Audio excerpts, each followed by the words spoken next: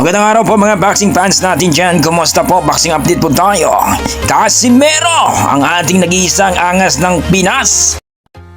Ayon sa ating mga eksperto, mga idol, walang duda na itong si Cuadro Alas General Casimero, ang ating Lodi na kung saan ay posibleng magiging 4 Division World Champion dito sa Featherweight Division o 126 pounds mga idol.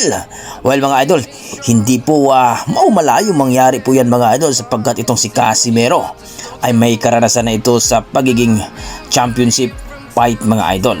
Kaya ayon sa ating mga boxing fans, nakita daw talaga ng Luz Bomo o kami the promotion mga idol ang galawan ni Casimero na kung saan ay talagang pagdating po sa championship fight mga idol ay talagang halimaw ito pagdating sa lona. Well mga idol, ayon sa ating mga